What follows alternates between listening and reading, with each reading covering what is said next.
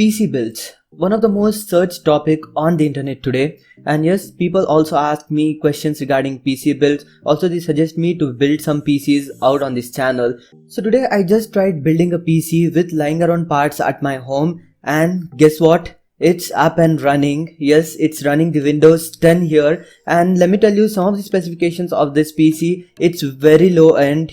Yes guys, it's very low end. I can say it's using a processor which is like 12 years old, and it has just got 2 GB of RAM, and the motherboard is also very old here.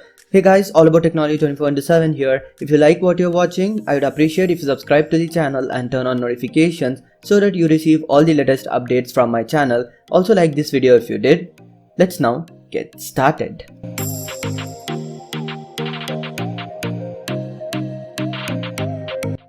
So let me start off by talking about a few of components that I used on this PC. So first on the list we have got the PSU. So this is the Mercury 450 watts power supply, and this power supply I purchased somewhere around like 1.5 years ago, and it was lying around at my place. I purchased this for 600 rupees offline, but it has got some issues from inside, like it needs cleaning from inside. That's why I'm opening this here. So first I tried opening it and I couldn't open it because obviously I don't have any experience opening all this thing, but then I succeeded and I finally opened the casing, and inside I could see some dust particles and a lot of unwanted stuff accumulated. That's why this PSU was not working like how it should work. So I opened this thing, cleaned it using a soft cotton cloth. Like I haven't used any liquid here. If you have got 96% isopropane alcohol, you can use that. But apart from that, don't just use anything else. It may damage the electronics from inside. So once I cleaned this up, I just re-screwed it back and it started working fine. So next on the list was this motherboard, and to be honest guys, this motherboard was really filthy. It was like very difficult to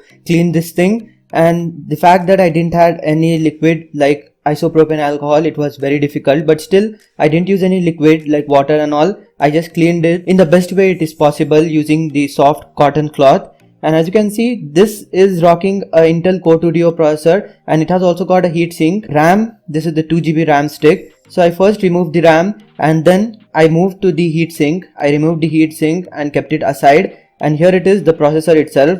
Let me remove the processor from its processor hold. As you can see, so here is the motherboard and this is the processor, and as you can see the dried up thermal paste here. So I just cleaned the processor using that soft cotton cloth again in the best possible way, and here it is. The pins look pretty good, and this is the Intel Core 2 Duo E8400 processor. I had overclocked this processor, but because the BIOS is corrupted, I need to do that again. So next I moved on to the RAM. As you can see, this is the Samsung 2 GB RAM stick, and yes, even this thing needed a little bit of cleanup, but I just wiped it with like using cotton bud, and it started working fine after that.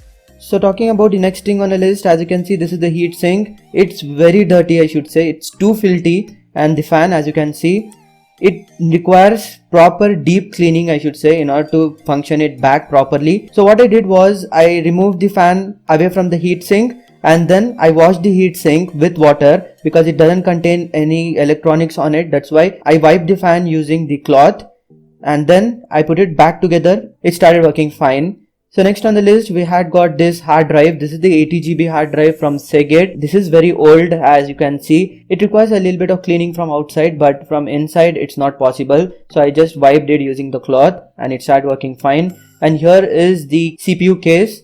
As you can see, it's very old. It has got a lot of scratches on it, but I will not be doing that much of cleaning on this, like scratches and all. I'll just do basic cleaning, and once I did with basic cleaning, as you can see, here are the results.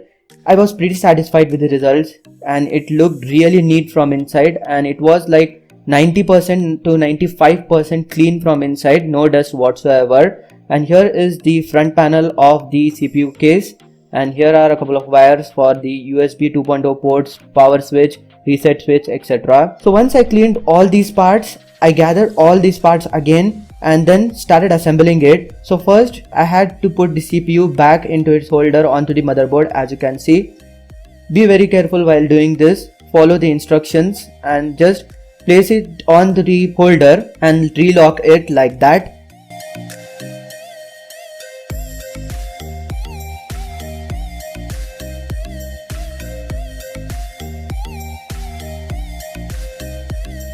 Once you are done with that, connect the RAM properly. You just need to press it firmly like this until you get that clicking sound, and once you get that sound, it's sealed.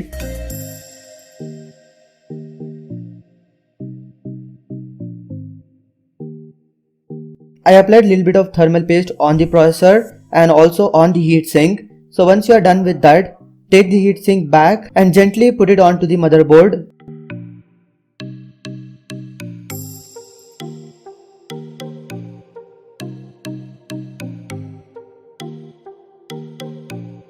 So after doing all that, you need to connect some wires that are from the PC cabinet onto your motherboard like this in order to make those buttons work properly, like the power switch, reset switch and all other front ports like USB 2.0 ports. You have got some information on the motherboard where to connect. You just have to follow that.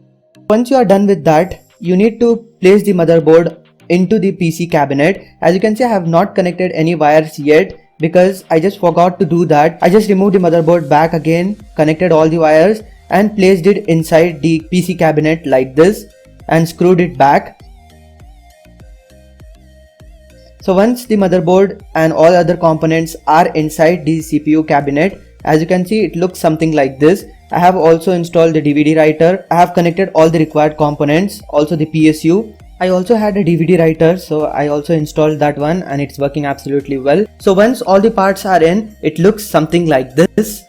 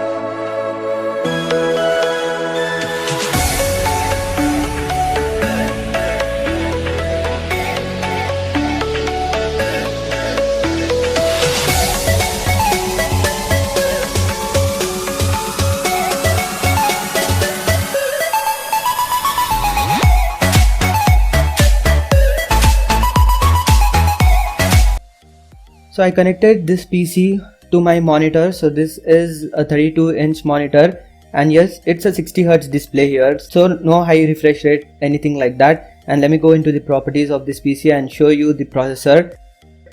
As you can see, here are the properties of this PC and here it is. This is the Intel Core 2 Duo E8400 chip and this is clocked at 3 GHz. As you can see, I had overclocked it a little bit on the stock cooler. It's working pretty well and the RAM is just 2 GB as you can see here. And this PC is running like better than what I expected, to be honest. It is smooth for most of the part. There are hiccups here and there, like that's definite, but I thought like it would be really laggy or it would be like unusable, but that's not the case at all. I was also able to play YouTube at 720p resolution. Yes, 720p, 1080p was not working, but at least it's like a big thing on this such a low end PC. It's able to run 720p videos, but do bear in mind 60 fps is not working. Videos which don't have high refresh like 60 fps, those videos are working on 720p. Other videos need to be played on 480p, but still it's working fine here. As you can see, no lags whatsoever, working smooth. For most of the part, the experience was pretty good on this one. Using YouTube or surfing the web, it was pretty good. And yes, this is what it is. And for sure, you can build something like this for less than 5,000 rupees. Yes, less than 5,000 rupees with some good parts. Or even if you use 4 GB of RAM, it's still gonna be below 5,000 mark itself. That would be incredible, I can say. Yes, the problem is, since this is a very old processor and the motherboard is also very old, you don't get proper driver support here. I installed Driver Booster and it was able to download a couple of drivers and install it onto my PC. It's working fine, but the thing is that no latest driver support is available for any of these components, so do bear that in mind. And since I'm running Windows 10 64-bit version here, there are no drivers whatsoever. Like, there are no issues while running anything, but still you will not be getting any support from any of the manufacturer for this hardware. So this was a quick little video showing you guys how I built a PC using all the lying around parts at my home. So that's pretty much it for this video. If you liked it, please give it a big thumbs up and do subscribe to the channel for more videos like this. Also do follow me on Instagram, link is in the description or it's appearing somewhere on the display. This is all about technology 24/7. Signing off for the moment. You guys have a great day. Peace.